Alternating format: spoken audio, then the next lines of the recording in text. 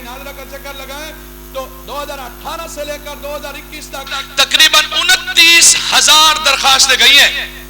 29,000 درخواستوں میں سے تقریباً 16,000 درخواستیں وہ ہیں جو مردوں نے دی کہ ہمیں لڑکیاں لکھ دیا جائے، اور 15,000 درخواستیں ایسی ہیں 14,000 جو لڑکیوں نے جمع کروائی کہ ہمیں لڑکا لکھ دیا جائے، اور جن کے لیے نام بل بنایا گیا انہوں نے صرف 30 درخواستیں دی ہیں. اصل اس کا مقصد کیا ہے؟ پہلی بات تو یہ ہے شیطان نے کہا تھا بَلَا أُضِلَّنَّهُمْ وَلَا أُمَنِّيَنَّهُمْ فَلَا يُغَيِّرُنَّ خَلْقَ اللَّهِ، اے اللہ میں تیرے بندوں کو گمراہ کروں گا اور یہ تیری خلقت میں تبدیلی کریں گے.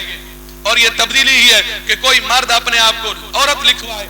اور پھر وہاں یہ اس بل کے اندر موجود ہے، ایکٹ کے اندر موجود ہے کہ ناظرہ نہ کوئی سرٹیفکیٹ پوچھے گا، نہ کسی میڈیکل ڈاکٹر آفیسر کی کوئی رپورٹ مانگے گا، وہ پابند ہے. اور پھر جتنے بھی اگر چلڈرن رجسٹریشن کی بات ہے، ڈرائیور لائسنس کی بات ہے، کوئی نہیں پوچھے گا کہ تمہارے پاس دلیل کیا ہے کہ تم اگر مرد سے عورت لکھوانا چاہتے ہو. پابند ہے کہ اس کو لکھ دیا جائے. اب ایک تو اس نے مرد عورت میں تبدیلی ہوئی، عورت کی مرد میں کتنی خرابیاں پیدا ہوگی. پہلی خرابی یہ ہے کہ مرد کے وراثت میں حصہ اور ہے اور عورت کا وراثت میں حصہ اور ہے. اب اگر کوئی لڑکی اپنے آپ کو لڑکا لکھوا لے تو اس کو تو وراثت ڈبل ملے گی، وہ دوسرے کا حق کھائے گی. تیسرا یہ ہے کہ مرد عورتوں سے مشابہت ہے، عورتوں کی مردوں سے مشابہت ہے. اور اللہ کے نبی علیہ السلام نے فرمایا ایسے مرد پہ لعنت ہے جو عورتوں جیسی صورت اپنائے، اور ایسی عورت پہ لعنت ہے جو مردوں جیسی صورت اپنائے. اور اس میں جو بڑا خطرناک قسم کا مسئلہ ہے نا وہ ذرا سننے کے قابل ہے. اس میں ہم جنس پرستی کو ترویج دیا جا رہا ہے کہ جب ایک لڑکی یا ایک لڑکا اپنے آپ کو لڑکی لکھوائے گا اور وہ ہارمونز کے ذریعے وہ ساری چیزیں اپنے اندر پیدا کر لے گا تو وہ تو چاہے کسی سے بھی نہیں شادی کر لے. یا وہ لڑکی لکھ لی ہے قانونی طور پر، پھر وہاں ہم جسے آپ لواطت بولتے ہیں اس کو ترویج دی. اور پتہ ہے لواطت کا کتنا بڑا جرم ہے.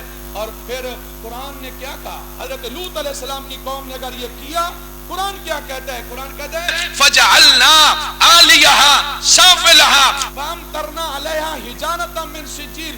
اللہ نے جبریل امین کو یا اپنے خاص قسم کے فرشتے کو حکم دیا کہ یہ لوگ عورتوں کو چھوڑ کے مردوں کی طرف آتے ہیں، غلط راستہ اپناتے ہیں. فرمایا ان لوگوں کو بھی اور ان کی بستیوں کو بھی آسمان کی طرف اٹھایا جائے، پھر ان کو الٹ کے پھر دوبارہ زمین پہ گرا دیا جائے. اور صرف یہاں تک ہی نہیں، فرمایا وَأَمْطَرْنَا عَلَيْهَا حِجَارَةً مِّن سِجِّيلٍ. فرمایا فرشتوں کو حکم دیا جائے کہ جب یہ دوبارہ سے ان کو نیچے پھینکا جائے اوپر سے پتھروں کی بارش برسا دی جائے. اور پتھر بھی ایسے گرتے تھے کہ اگر منہ سے پتھر گرا ہے تو پیچھے والے راستے سے پتھر نکلتا تھا. وہیں کی وہیں لاشیں سامنے، بستیاں الٹی گری ہوئی پڑی ہوئی ہیں. یہ صرف اس وجہ سے کہ انہوں نے ہم جنس پرستی کو ترویج دیا، لواطت کو انہوں نے ترجیح دی. اللہ نے یہ سخت سزا بنائی. تو ہم ملک پاکستان کی حکومت سے، بڑے عہدیداروں سے کہتے ہیں کہ ٹھیک ہے خواجہ سراؤں کو تحفظ ہو، لیکن اسلام نے جیسے حقوق دیے ہیں کوئی دے ہی نہیں سکتا. اگر آپ اسلامی فقہ کتابیں پڑھتے ہیں، جیسے مردوں کی صفوں کا حکم ہے مسجد میں، ایسے خواجہ سراؤں کے لیے صفوں کا بھی حکم ہے.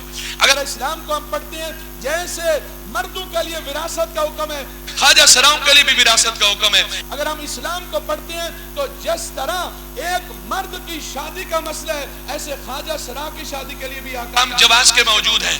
اور اگر ہم اسلام کو پڑھتے ہیں تو جو اسلام ایک عام انسان کو حقوق دیتا ہے وہی اسلام وہی عزت خواجہ سرا کو بھی عطا فرماتا ہے. یہ اور بات ہے کہ اپنی لینڈ سے پھر جائیں، اسلامی احکامات موجود ہیں، انہی کی روشنی میں حقوق ضرور دو، تحفظ بھی دو، لیکن اسلام کے منافی نہیں ہونا چاہیے. جو شکیں اس میں قابل اعتراض ہیں کم از کم ان میں ترمیم کر کے ان کو تبدیل کر دیا جائے اس وقت سے پہلے کہ کہیں اللہ کا عذاب نہ آ جائے. اللہ رب العزت ہم سب کو عمل کی سعادت عطا فرمائے.